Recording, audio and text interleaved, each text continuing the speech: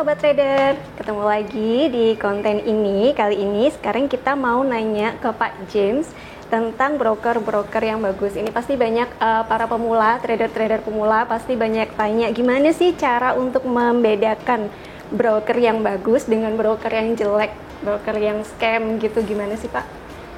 Nah itu gini, memang faktor perusahaan broker ini sangat penting ya. Karena kalau kita brokernya milihnya nggak benar, nanti uang trading kita sudah susah-susah profit, tiba-tiba nggak bisa dibayar atau brokernya kabur.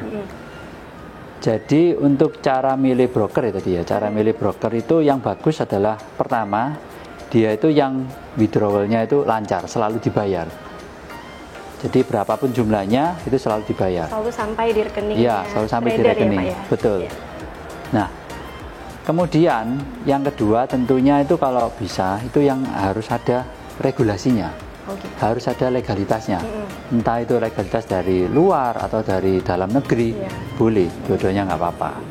Nah, berikutnya lagi itu ketika kita trading itu tidak dicurangin sama brokernya. Oh gitu. Nah, cara tahunya gimana supaya kita tidak dicurangin?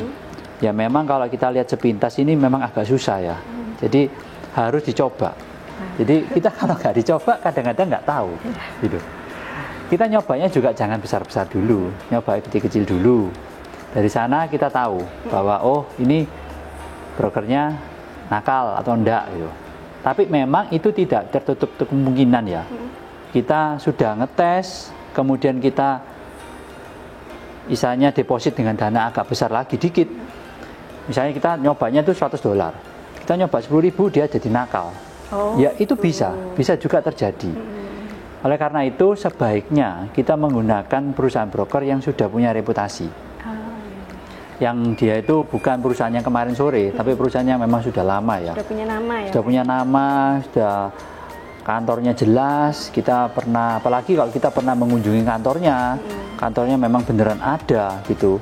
Nah itu lebih baik lah daripada kalau ya perusahaan yang istilahnya yang abal-abal, yang kita juga nggak tahu ini dari negara mana.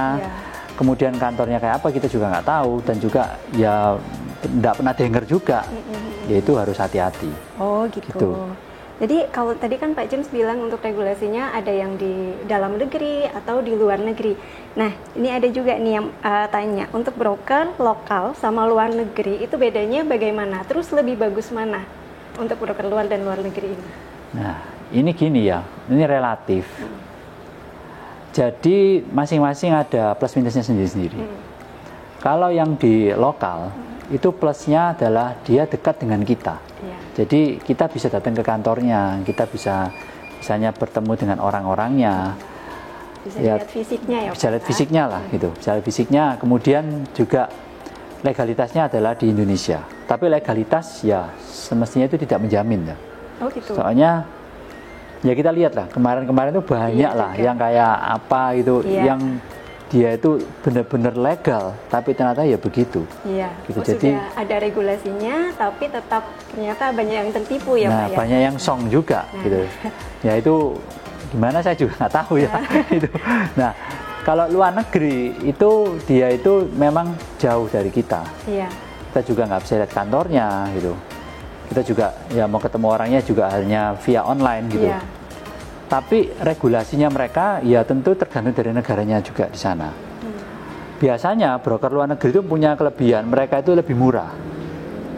Lebih murah dari sisi spread, dari komisi lebih murah.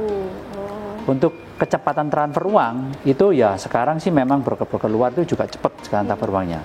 Jadi nggak broker dalam negeri aja, broker luar juga cepat sekarang. Nah itu kembali lagi ke tradernya masing-masing ya.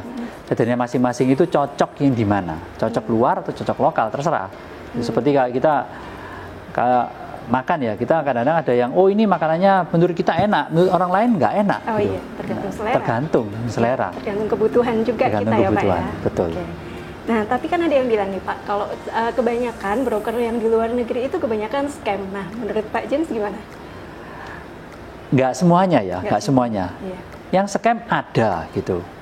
Jadi caranya supaya kita tahu, ya kita paling bagus adalah kita kunjungi ke kantornya dia. Kita lihat gitu. Atau ya kita ada teman yang memang sudah mencoba, sudah bayarnya lancar semua, itu ya lebih baik. Atau kita lihat review-review. Tapi review itu juga belum tentu 100% benar. Karena review itu bisa dibayar. Betul.